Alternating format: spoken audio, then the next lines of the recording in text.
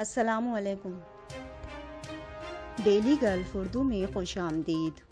مجھے قرنطینہ کرنے کا کیوں کہا؟ نشے کے عادی شخص نے اپنے ہی گھر والوں کو قتل کی دھمکی دے دی۔ امارات میں سونا خریدنے کا بہترین موقع۔ شارجہ میں نئی سڑکیں جلد کھول دی جائیں گی، لوگوں کو بڑی سہولت ہو جائے گی۔ متحدہ عرب امارات میں کرونا وائرس کے نئے کیسز اور صحتیابیوں کا اعلان۔ امارات کی نئی ایئر لائن نے 13 مقامات کے لیے پروازوں کا اعلان کر دیا۔ کویت حکومت نے پاکستانیوں کے لیے نوکریوں کی لائنیں لگا دی، جلدی کیجیے، آپ بھی کویت جا سکتے ہیں۔ پشاور ہائی کورٹ نے ٹک ٹاک سے پابندی ہٹا دی۔ تفصیلات کی جانب بڑھنے سے پہلے اگر آپ نے ابھی تک ہمارے چینل کو سبسکرائب نہیں کیا تو سبسکرائب کے بٹن پر پریس کر دیں اور بیل آئیکن پر کلک کرنا نہ بھولیں۔ متحدہ عرب امارات میں کرونا وائرس کے نئے کیسز اور صحتیابیوں کا اعلان۔ تفصیلات کے مطابق متحدہ عرب امارات میں 1 اپریل بروز جمعرات کرونا وائرس کے 2315 نئے کیسز ریکارڈ کیے گئے ہیں۔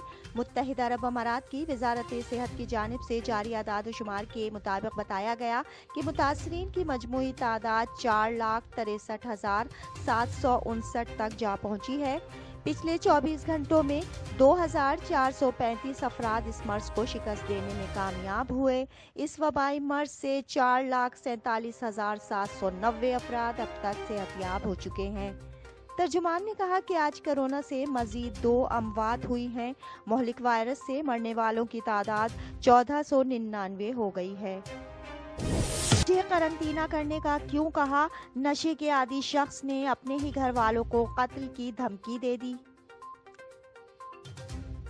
تفصیلات کے مطابق متحدہ عرب امارات میں نشے کے عادی شخص کو گھر پر قرنطینہ کروانا اس کے خاندان کو مہنگا پڑ گیا۔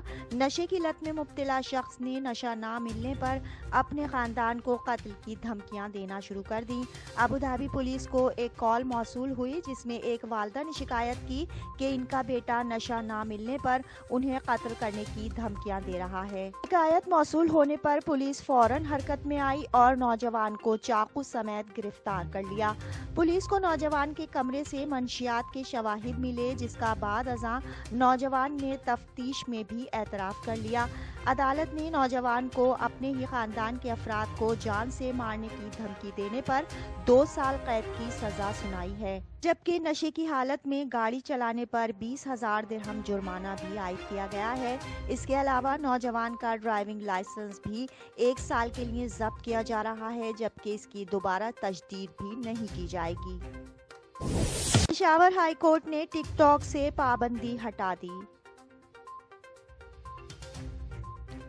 تفصیلات کے مطابق پشاور ہائی کورٹ نے ویڈیو ایپ ٹک ٹاک سے پابندی ہٹا دی ہے۔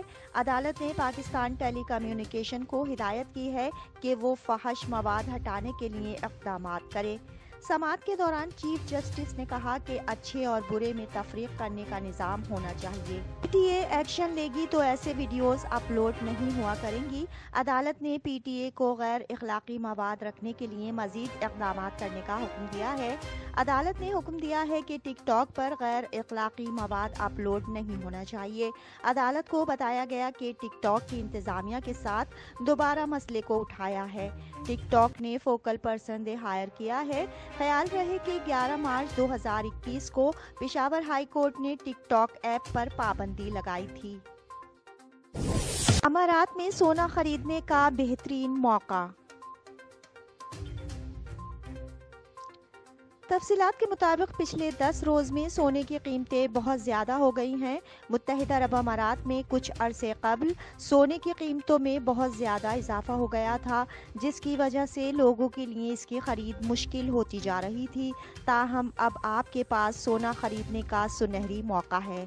امارات میں گزشتہ چند روز سے سونے کی قیمتوں میں مسلسل کمی ہو رہی ہے، جس کا اندازہ اس بات سے لگایا جا سکتا ہے کہ پچھلے 10 روز کے دوران 22 قیرات سونے کی قیمت میں فی گرام 4 درہم کی بڑی کمی ہو گئی ہے۔